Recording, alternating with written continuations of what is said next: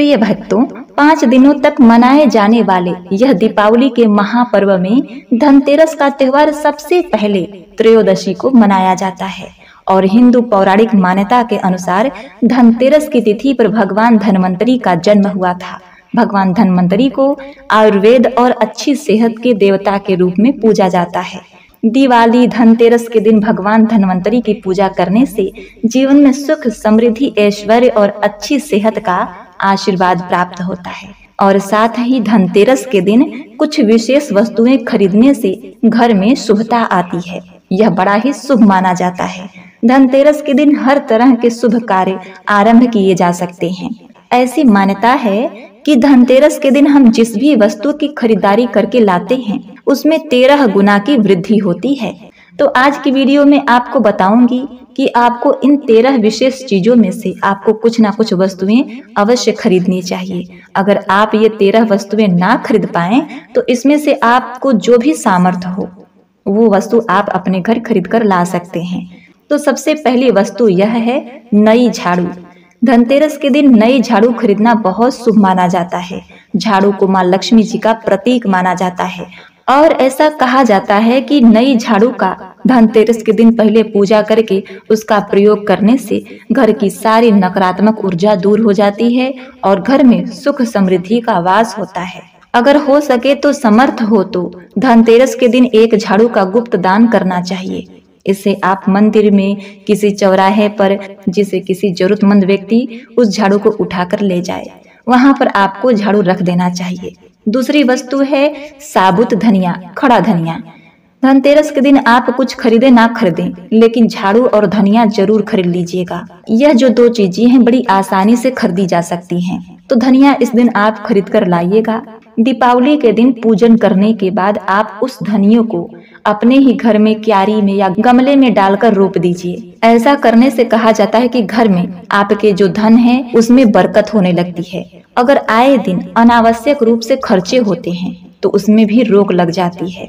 तीसरे नंबर पर है नमक। तो धनतेरस वाले दिन नमक जरूर खरीदना चाहिए। धनतेरस से लेकर दीपावली के अगले दिन गोवर्धन और भाई दूज तक इस नमक का प्रयोग करें। इस 5 दिनों तक लगातार आपको नमक का पोछा भी घर में लगाना चाहिए। ऐसा करने से घर में जितनी भी दरिद्रता है सब दूर हो जाती है। घर में नकारात्मक ऊर्जा भी दूर हो जाती है। स्वास्थ्य अच्छा रहता है। चौथे नंबर की जो वस्तु है जिसे आपको खरीद कर लाना चाहिए वह है 7 मुखी रुद्राक्ष की माला या फिर 7 मुखी रुद्राक्ष। अगर आप धनतेरस के दिन 7 मुखी रुद्राक्ष को अपने घर में लाते हैं तो फिर उसकी विधि विधान से पूजा करते हैं या भगवान शिव की पूजा में आप इस रुद्राक्ष को प्रयोग करते हैं, किसी भी मंत्र का जाप करते हैं तो उससे भी आपके घर में कभी परेशानी नहीं आती, किसी प्रकार का कोई अकाल मृत्यु नहीं आती, क्योंकि दीपावली दियों का त्योहार होता है। इस दिन अपने घर में सामर्थ्य के अनुसार दीपक जलाना चाहिए। धनतेरस के दिन दीप मालिका जलाने से अखंड समृद्धि मिलती है। आपके घर में साक्षात लक्ष्मी जी का वास रहता है। पूरे वर्ष आपके घर में धन की कमी ना रहे, आपको कभी कर्ज लेने की नौबत ना आए। तो ऐसे में धनतेरस की शाम को आप 11 दिया घर के बाहर, 11 दिया घर के अंदर जलाइएगा। ऐसा करने से महालक्ष्मी जी का आशीर्वाद प्राप्त होता है। 5वीं वस्तु है सफेद या पीली कौड़ी। जिस घर में कौड़ियां होती हैं वहां पर महालक्ष्मी जी हमेशा विश्राम करती हैं, क्योंकि कौड़ी महालक्ष्मी जी को आकर्षित करती है।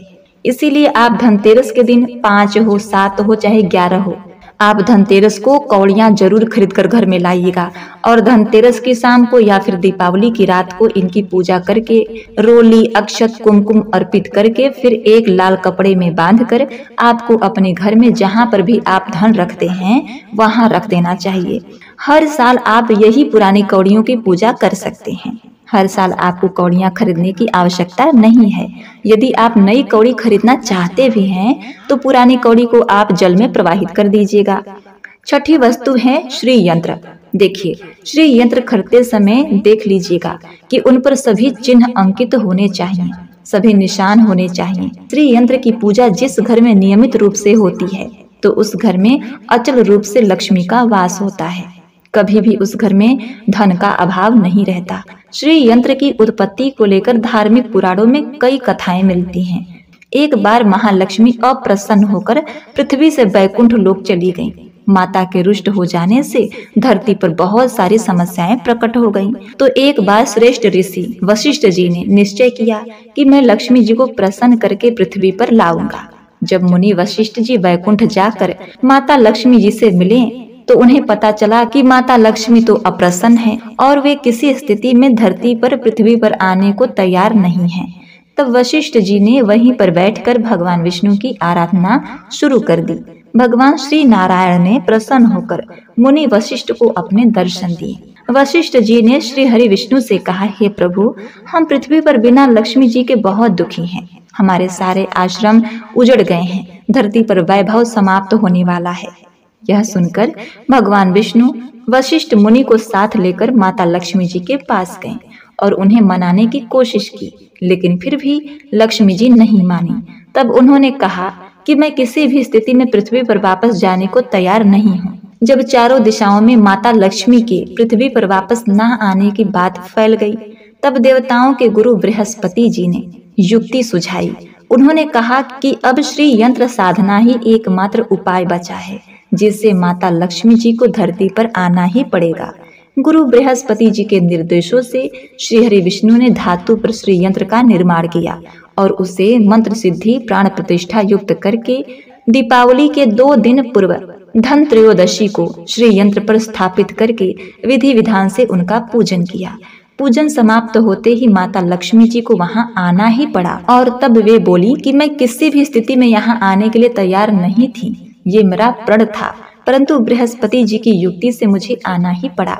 ये श्री यंत्र मेरा आधार है और इसी में मेरी आत्मा भी बसती है। यही कारण है कि धनतेरस के दिन श्री यंत्र खरीदना चाहिए और अपने घर में स्थापित करना चाहिए। अब 7वीं वस्तु है कि गोमती चक्र। जिस घर में गोमती चक्र होती है वहां पर सुख, सौभाग्य और समृद्धि की वृद्धि होती ही रहती है। प्रिय भक्तों, गोमती चक्र घर पर रखने से वास्तु दोष भी दूर हो जाता है और अगर घर परिवार में किसी भी सदस्य में आत्मविश्वास की कमी हो, लगातार असफलता हाथ लग रही हो, तो धनतेरस के दिन गोमती चक्र लाकर पूजा कर लेनी चाहिए। उसके बाद में आपको इस गोमती चक्र को अपने मंदिर में या फिर धन रखने के स्थान पर आपको रख देना चाहिए। ऐसा करने से जो भी संबंधित परेशानी है वह दूर हो जाती है। तो देखिए, बाजार में पूजा करने वाले दुकान में बहुत आसानी से यह गोमती चक्र मिल जाती है। और 8वीं वस्तु है जिसे आपको घर में खरीद कर लाना चाहिए, वह है मिट्टी के दिया। देखिए, मिट्टी के दिए धनतेरस के दिन जरूर खरीदना चाहिए। मिट्टी के दीपक आप अपने समझ के अनुसार खरीद लेना। अगर हो सके तो किसी जरूरतमंद को, जहां धन का अभाव हो, ऐसे घर में आप मिट्टी के दीपक को तेल सहित और बाती सहित दान कर सकते हैं। 9वीं वस्तु है लक्ष्मी श्री गणेश जी की मूर्ति। देखिए, लक्ष्मी श्री गणेश जी की मूर्ति वैसे तो मिट्टी की मूर्ति होनी चाहिए, बहुत शुभ होती है। लेकिन यदि आप मिट्टी की मूर्ति ना लाना चाहते हैं, धातु की मूर्ति, जैसे आप चांदी, सोने की या पीतल की मूर्ति खरीद रहे हैं, अगर आपके पास पहले से ही धातु की मूर्ति है तो जरूरी नहीं है कि दीपावली पर आप मूर्ति ही खरीदें। हर साल आप मूर्ति ना खरीदें, लेकिन यदि आपके घर में अगले साल का मिट्टी की मूर्ति है तो उसको आप विसर्जन जरूर करिएगा। आपको धनतेरस के दिन नई मूर्तियां लाकर उनकी पूजा विधि विधान से करनी चाहिए। धनतेरस के दिन खरीदी गई नई मूर्ति की पूजा आपको दीपावली की शाम को करनी चाहिए। धनतेरस के दिन आप भगवान गणेश जी, लक्ष्मी जी की जो मूर्ति खरीद कर लाए हैं, वह खरीदते समय यह ध्यान रखें कि दोनों मूर्तियां अलग अलग होनी चाहिए। दोनों ही मूर्तियां आपस में जुड़ी न हों, भगवान गणेश और लक्ष्मी जी। और एक बात और ध्यान रखिएगा कि भगवान गणेश जी और लक्ष्मी जी की मूर्ति जो है वो बैठी हुई मुद्रा में हो। खड़ी मुद्रा में लाई गई जो मूर्ति होती है वह उग्र स्वभाव और चंचल मानी जाती है। अगर आप खड़ी मुद्रा वाली मूर्ति लेकर आते हैं तो ऐसे में धन का अभाव आपके घर में लगातार बना रहता है। और आपको ध्यान रखना होगा कि वह मूर्तियां खंडित नहीं होनी चाहिए, कहीं से भी टूटा फूटा नहीं होना चाहिए। गणेश जी की प्रतिमा खरीदते समय एक बात का आपको और ध्यान रखना है कि उनकी जो सूंड है वह बाईं तरफ मुड़ी हो और वहां उनका मूसक भी उसी मूर्ति में जरूर बना हो। भगवान गणेश जी के एक हाथ में लड्डू या मोदक होना चाहिए और माता लक्ष्मी जी की जो मूर्ति है वो कमल के फूल पर विराजमान होनी चाहिए। और उनके हाथ में सिक्के हों या फिर सिक्के गिरने वाली अवस्था में मुद्रा में हो। ऐसी मूर्तियों को घर में लाना शुभ होता है। बहुत से लोग क्या करते हैं कि आजकल उल्लू पर विराजमान माता लक्ष्मी की मूर्ति या तस्वीर घर में लेकर आते हैं, लेकिन आपको हाथी या फिर कमल के फूल पर विराजमान लक्ष्मी जी की मूर्ति या तस्वीर ही घर में लानी चाहिए। आप केवल मिट्टी की मूर्ति या धातु की मूर्ति या फिर अष्ट धातु की मूर्ति पर आप पूजा कर सकते हैं। अब जो 10वीं वस्तु है वह है कुबेर श्री यंत्र। जिस घर में कुबेर श्री यंत्र होता है तो उस घर में धन के देवता कुबेर का वास होता है स्थायी रूप से, और माता लक्ष्मी जी भी वहां पर वास करती हैं। आपको उत्तर दिशा में श्री कुबेर यंत्र की स्थापना करनी चाहिए। यह यंत्र परिवार में समृद्धि और खुशियों को लेकर आता है। साथ ही अगर आपके घर में किसी तरह का कोई वास्तु दोष है तो वह दोष भी दूर हो जाएगा और व्यापार में आपके कारोबार में खूब बरकत होगी। कई बार लोग खूब मेहनत करने के बाद भी उतना धन नहीं कमा पाते। आप जितनी भी मेहनत करें आपको उसका पूरा फल नहीं मिलता है। खूब परिश्रम करने के बाद भी आपकी तिजोरी खाली ही रहती है, तो उसे पूरा साल भरा रखने के लिए आपको धनतेरस के दिन और दीपावली के दिन कुबेर श्री यंत्र की विधि विधान से पूजा करनी चाहिए। और फिर अगला वस्तु है चांदी का सिक्का। यदि आपका समर्थ है तो आपको चांदी का सिक्का अवश्य खरीदना चाहिए, उसकी भी पूजा आपको करनी चाहिए। यदि आपका समर्थ न हो तो आप सोने चांदी के आभूषण या सिक्के की बजाय या फिर चम्मच आज के दिन खरीद कर ला सकते हैं, उससे भी आपके घर में पूरे साल बरकत होती है। सब जानते हैं कि धनतेरस के दिन नए बर्तन की खरीदारी की जाती है, लेकिन नए बर्तनों में भी आपको ये ध्यान रखना है कि धनतेरस के दिन यदि आप पीतल के बर्तन खरीद कर लाते हैं तो वो ज्यादा शुभ होते हैं। आप पुराने टूटे हुए बर्तन को बदल कर भी नए बर्तन खरीद कर ला सकते हैं, और जिनकी सामर्थ्य बर्तन खरीदने की नहीं है तो उन्हें आज के दिन धनतेरस के दिन केवल पूजा से संबंधित जो भी सामग्री है वह खरीद कर घर लानी चाहिए। ऐसा करने से भी आपको धन कुबेर भगवान और महालक्ष्मी जी की विशेष कृपा प्राप्त होगी। प्रिय भक्तों, यदि आपकी सामर्थ्य है तो आप जो भी चाहें इस दिन कोई भी शुभ चीज जरूर खरीदिएगा, लेकिन बर्तन में आपको लोहे के बर्तन स्टैंड भूलकर भी नहीं खरीदने चाहिए। लोहे के बर्तन खरीदने से एक तो शनि दोष लगता है, दूसरा शनि से संबंधित परेशानी आपके जीवन में, आपकी कुंडली में, घर परिवार में बनी रहती है। राहु केतु ग्रह भी बलवान हो जाते हैं। और अब 13वीं वस्तु है पूजा का सामान, जैसे रोली, कुमकुम, कलावा, लौंग, इलायची, सुपारी, बताशा और कपूर, धार्मिक पुस्तकें, व्रत कथाओं की पुस्तकें, यह सारी सामग्री आप धनतेरस के दिन खरीद सकती हैं, बहुत शुभ होगा। यदि आप पौराणिक कथाएं पढ़ना चाहते हैं, पुराण पढ़ना चाहते हैं, शिव पुराण, पद्म पुराण या फिर कोई पुराण पढ़ना चाहते हैं तो आप कोई पुराण भी इस दिन खरीद कर ला सकते हैं, बहुत अच्छा होगा। प्रिय भक्तों, मैंने इतनी जो भी वस्तुएं बताई हैं 13 वस्तुएं, इनमें से कोई भी आप अपने सामर्थ्य के अनुसार, अपने बजट के अनुसार खरीद कर लाइएगा। मेरा विश्वास है आपको माता लक्ष्मी की विशेष कृपा अवश्य प्राप्त होगी। आपके घर में सुख, समृद्धि और खुशहाली सदा बनी रहेगी। कभी भी आपको कर्ज लेने की स्थिति नहीं आएगी। आप जितना भी कमाएंगे आपको उसमें 13 गुना की वृद्धि होगी। प्रिय भक्तगणों, धनतेरस के दिन और पूजा करने का एक विशेष समय भी होता है जब पूजा करने से माता लक्ष्मी अचल रूप से आपके घर में निवास करती हैं, जिसे कहते हैं स्थिर मुहूर्त। अब उस स्थिर मुहूर्त के बारे में आप जान लीजिए। अब आपको अंत में बताते हैं धनतेरस के दिन स्थिर लग्न के बारे में। तो अलग अलग राज्यों का अलग अलग स्थिर लग्न है, जिसमें पूजा करके आप लक्ष्मी जी की स्थिर कृपा प्राप्त कर सकते हैं। तो वह स्थिर लग्न इस प्रकार है।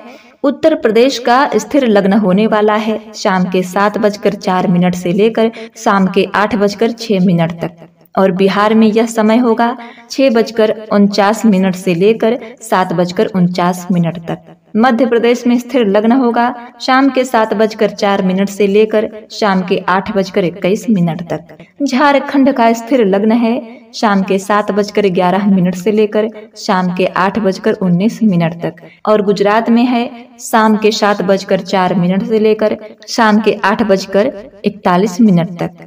पंजाब में होगा शाम के 7:17 से लेकर 8:24 तक। हरियाणा में है शाम के 7:21 से लेकर शाम के 8:25 तक।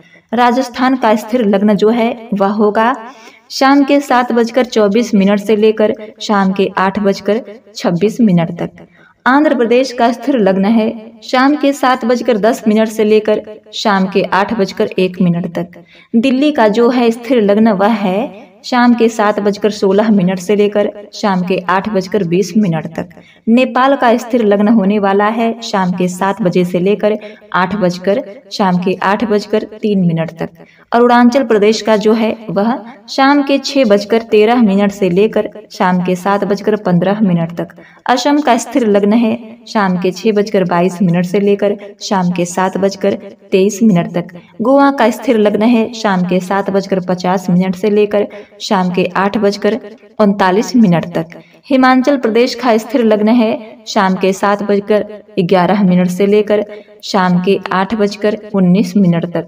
छत्तीसगढ़ का स्थिर लग्न है शाम के 7:10 से लेकर शाम के 8:05 तक। कर्नाटक का स्थिर लग्न है शाम के 7:39 से लेकर शाम के 8:25 तक। केरल का स्थिर लग्न है शाम के 48 से लेकर शाम के 8:31 तक। महाराष्ट्र का स्थिर लग्न है शाम के 7:49 से लेकर शाम के 8:41 तक। मणिपुर का स्थिर लग्न है शाम के 6:15 से लेकर शाम के 7:15 तक। मेघालय का स्थिर लग्न है शाम के 6:22 से लेकर शाम के 7:22 तक। उड़ीसा का स्थिर लग्न है शाम के 6:56 से लेकर शाम के 7:49 तक। तमिलनाडु का स्थिर लग्न है शाम के 7:28 से लेकर शाम के 8:04 तक। तेलंगाना का स्थिर लग्न होगा शाम के 7:29 से लेकर शाम के 8:20 तक। और झारखंड का स्थिर लग्न है शाम के 7:09 से लेकर शाम के 8:15 तक।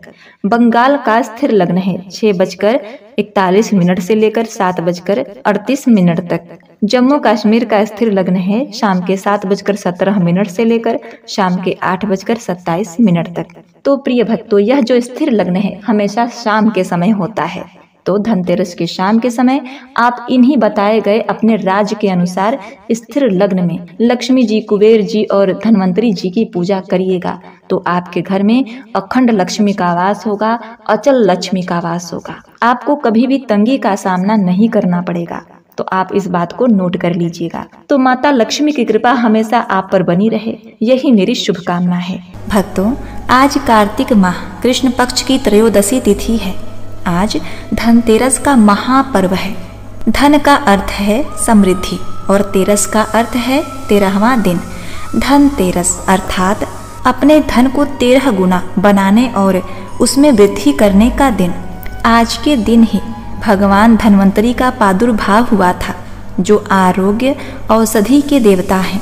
प्रिय भक्तों, कहा जाता है स्वास्थ्य का स्थान धन से ऊपर माना जाता है। पहला सुख निरोगी काया, दूसरा सुख घर में माया। इसीलिए दीपावली से पहले धनतेरस को महत्व दिया जाता है। इस दिन माता लक्ष्मी, श्री गणेश जी, यमराज, धन्वंतरी और कुबेर जी की पूजा अर्चना की जाती है। इनकी पूजा करने, कथा कहानी सच्चे मन से सुनने और कहने से मनुष्य को अच्छे स्वास्थ्य की प्राप्ति होती है तथा धन ऐश्वर्य का भी सुख प्राप्त होता है। घर में खुशहाली, एकता और संपन्नता आती है। तो इसीलिए इस पावन बेला में आइए श्रवण करते हैं धनतेरस पूजा में सुनी जाने वाली 3 बड़ी ही दुर्लभ तथा पौराणिक कथाएं। प्रसन्न चित्त मन से सुनिएगा। एक समय की बात है, भगवान विष्णु मृत्यु लोक में विचरण करने के लिए जा रहे थे। तभी लक्ष्मी जी भी उनके साथ चलने का आग्रह करती हैं। तब विष्णु जी ने कहा, हे देवी, अगर मैं जो बात कहता हूँ अगर आप उसे मानती हैं तब आप चल सकती हैं।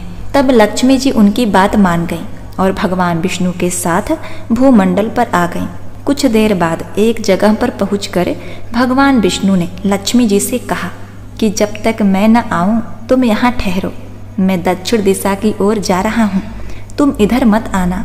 विष्णु जी के जाने के बाद लक्ष्मी जी के मन में कौतूहल जाग उठी कि आखिर दक्षिण दिशा में ऐसा क्या रहस्य है जो प्रभु ने मुझे वहां जाने से मना किया है। और भगवान स्वयं चले गए। अब देखिए, लक्ष्मी जी से रहा नहीं गया। जैसे ही भगवान आगे बढ़े, लक्ष्मी जी पीछे पीछे चल पड़ी। कुछ ही आगे जाने पर उन्हें सरसों का एक खेत दिखाई दिया जिसमें खूब फूल लगे थे। सरसों की शोभा देखकर वह मंत्रमुग्ध हो गई और फूल तोड़कर अपना श्रृंगार करने के बाद आगे बढ़ी। आगे जाने पर एक गन्ने के खेत से लक्ष्मी जी गन्ना तोड़कर चूसने लगी। उसी क्षण विष्णु जी आए और यह देखकर लक्ष्मी जी पर नाराज होकर उन्हें श्राप दे दिया कि हे देवी, मैंने तुम्हें इधर आने से मना किया था, परंतु तुम नहीं मानी और किसान की चोरी का अपराध कर बैठी हो। अब तुम इस अपराध के जुर्म में इस किसान की 12 वर्ष तक सेवा करो। ऐसा कहकर भगवान उन्हें छोड़कर क्षीर सागर चले गए। तब लक्ष्मी जी उस गरीब के घर रहने लगी। वह किसान स्वभाव से बहुत ही दयालु था। उसने लक्ष्मी जी को अपने काम पर रख लिया। एक दिन लक्ष्मी जी ने उस किसान की पत्नी से कहा, हे बहन, तुम स्नान कर पहले मेरी बनाई गई इस देवी लक्ष्मी का पूजन करो, फिर रसोई बनाना, तब तुम जो मांगोगी मिलेगा। किसान की पत्नी ने ऐसा ही किया। पूजा के प्रभाव और लक्ष्मी जी के कृपा से किसान का घर दूसरे ही दिन अन्न धन रत्न स्वर्ण आदि से भर गया। लक्ष्मी जी ने किसान को धन्य धान से पूर्ण कर दिया। किसान के 12 वर्ष बड़े आनंद से कटे। फिर 12 वर्ष बाद लक्ष्मी जी जाने के लिए तैयार हुई। विष्णु जी लक्ष्मी जी को लेने के लिए आए तो किसान ने उन्हें भेजने से इनकार कर दिया। तब भगवान ने किसान से कहा कि हे किसान, इन्हें कौन जाने देता है, यह तो चंचला हैं, कहीं नहीं ठहरती, इनको बड़े बड़े नहीं रोक सके। इनको मेरा श्राप था, इसीलिए 12 वर्ष से तुम्हारी सेवा कर रही थी। तुम्हारी 12 वर्ष सेवा का समय पूरा हो चुका है। किसान हठ पूर्वक बोला, नहीं भगवान, अब मैं लक्ष्मी जी को नहीं जाने दूंगा। तब लक्ष्मी जी ने कहा, हे किसान, तुम मुझे रोकना चाहते हो तो जो मैं कहूँ वैसा करो। कल तेरस का दिन है, तुम कल घर को लीप पोत कर स्वच्छ करना, रात्रि में घी का दीपक जलाकर रखना और सायंकाल मेरा पूजन करना। एक तांबे के कलश में रुपए भरकर मेरे लिए रखना। मैं उस कलश में निवास करूंगी, किंतु पूजा के समय मैं तुम्हें दिखाई नहीं दूंगी। हे पुत्र किसान, इस एक ही दिन की पूजा से वर्ष भर मैं तुम्हारे घर में रहूंगी। यह कहकर वह दीपकों के प्रकाश के साथ 10 दिशाओं में फैल गईं। अगले दिन किसान ने लक्ष्मी जी के कथनानुसार पूजन किया। लक्ष्मी जी के पूजा के प्रभाव से उसका घर धन्य धान से परिपूर्ण हो गया। इसी वजह से हर वर्ष तेरस के दिन लक्ष्मी जी की पूजा की जाती है। जय माता लक्ष्मी। ओम नमः शिवाय। हे माता लक्ष्मी, जैसे आपने किसान को दिया वैसे ही इस कथा कहानी को सुनने वाले, कहने वाले तथा हुंकारा भरने वालों को देना। जय हो श्री गणेश। ओम नमः शिवाय। प्रिय भक्तगणों, अब आइए सुनते हैं धनतेरस पर सुनी जाने वाली यमदेव की कथा। एक बार की बात है, यमराज ने अपने दूतों से प्रश्न किया कि हे दूतों, क्या कभी प्राणियों के प्राण लेते समय तुम्हें किसी पर दया आती है?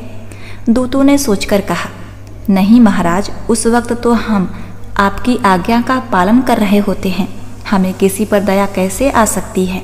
यमराज ने फिर पूछा, संकोच मत करो और यदि कभी तुम्हारा दिल पसीजा हो तो बेझिझक कहो।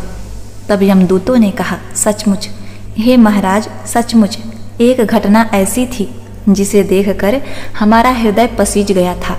एक दिन हंस नाम का राजा शिकार पर गया। जंगल में वह अपने साथियों से बिछड़ गया और भटकते भटकते दूसरे राज्य की सीमा में चला गया। वहाँ एक शासक हेमा था। उसने राजा हंस का बहुत ही आदर सत्कार किया। उसी दिन राजा हेमा की रानी ने एक पुत्र को जन्म दिया। ज्योतिषियों ने नक्षत्र गणना करके बताया कि यह बालक विवाह के 4 दिन बाद ही मृत्यु को प्राप्त हो जाएगा। राजा हंस ने आज्ञा दी कि इस बालक को यमुना के तट पर एक गुफा में ब्रह्मचारी के रूप में रखा जाए। उस तक स्त्रियों की परीक्षाएं भी नहीं पहुंचनी चाहिए। किंतु विधि का विधान कुछ और ही था। संयोग से राजा हंस की पुत्री यमुना के तट पर चली गई और वहां जाकर उसने एक ब्रह्मचारी के साथ गंधर्व विवाह कर लिया। विवाह के चौथे दिन उस राजकुमार की मृत्यु हो गई। उस नवविवाहिता का करुण विलाप सुनकर हमारा हृदय कांप गया। कि ऐसी सुंदर जोड़ी हमने कभी नहीं देखी थी। वे कामदेव तथा रति से कम नहीं थे। इस युवक के प्राण लेते समय हमारे आंसू भी नहीं रुक पाए थे। यह सारी बात सुनकर यमराज ने द्रवित होकर कहा, क्या करें, विधि के विधान की मर्यादा हेतु हमें ऐसा अप्रिय काम करना पड़ा।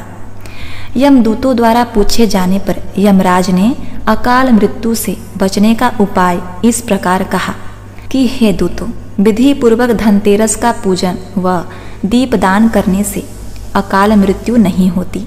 जिस जिस घर में यह पूजन होता है वह घर अकाल मृत्यु के भय से मुक्त रहता है। प्रिय भक्तगणों, इसी घटना से धनतेरस के दिन धन्वंतरी पूजा सहित दीपदान की प्रथा का प्रचलन हुआ। एक बार प्रेम से बोलिए यम एक जय जय हो यम महाराज, जय हो यमदेव, ओम नमः शिवाय। प्रिय भक्तगणों, अब आइए सुनते हैं कुबेर देवता की कथा। पुराणों के अनुसार भगवान कुबेर पूर्व जन्म में एक गुणनिधि नाम के गरीब ब्राह्मण थे। बचपन में उन्होंने अपने पिता से धर्मशास्त्र की शिक्षा ली, लेकिन गलत संगत में आने के कारण उन्हें जुआ खेलने और चोरी की लत लग गई। गुणनिधि के इन हरकतों से परेशान होकर उनके पिता ने उन्हें घर से निकाल दिया। घर से निकल जाने के बाद उनकी हालत दयनीय हो गई। वह लोगों के घर जाकर भोजन मांगने लगे। एक दिन गुणनिधि भोजन की तलाश में गांव-गांव भटक रहे थे, लेकिन उन्हें उस दिन किसी ने भोजन नहीं दिया। इसके बाद गुणनिधि भूख और प्यास से परेशान हो गए। भूख और प्यास के कारण गुणनिधि भटकते भटकते जंगल की ओर निकल पड़े। जंगल में उन्हें कुछ ब्राह्मण भोजन की सामग्री ले जाते हुए दिखाई दिए। भोजन की सामग्री को देखकर गुणनिधि की भूख और भी ज़्यादा बढ़ गई और खाने के लालच में वह ब्राह्मणों के पीछे पीछे चल दिए। ब्राह्मणों का पीछा करते करते गुणनिधि एक शिवालय तक आ पहुँचे, जहाँ उन्होंने देखा कि ब्राह्मण भगवान शिव की पूजा कर रहे थे और भगवान शिव को भोग अर्पित कर भजन कीर्तन में मग्न हो गए। गुणनिधि शिवालय में भोजन चुराने की ताक में बैठे हुए थे। उन्हें भोजन चुराने का मौका रात में तब मिला जब भजन कीर्तन समाप्त कर सभी ब्राह्मण सो गए थे। गुणनिधि दबे पांव भगवान शिव की प्रतिमा के पास जा पहुँचे, लेकिन वहाँ पर इतना अंधेरा था कि उन्हें कुछ भी दिखाई नहीं दे रहा था। इसीलिए उन्होंने एक दीपक जलाया, लेकिन वह दीपक हवा के कारण बुझ गया।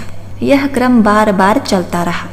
जो अब देखिए, जो कुबेर थे जिनका नाम पूर्व जन्म में गुणनिधि था, दीपक जलाते गए और तेज हवा के कारण दीपक बुझता गया। ऐसा कई बार हुआ। धार्मिक मान्यताओं के अनुसार रात्रि के समय भगवान शिव के समक्ष दीपक जलाने से शिवजी की कृपा प्राप्त होती है। इसीलिए कुबेर इस बात से अनजान थे और भोजन चुराने की लालसा में बार बार दीपक जला रहे थे। गुणनिधि कुबेर के दीप जलाने की इस लगन को देखकर भगवान शिवजी अत्यंत प्रसन्न हुए। अंत में गुणनिधि प्रसाद चुराकर भागने की कोशिश करने लगे। भागते समय एक ब्राह्मण ने उन्हें देख लिया और चोर चोर चिल्लाने लगे। गुणनिधि वहां से जान बचाकर भाग निकले, लेकिन वह नगर के रक्षकों का निशाना बन गए।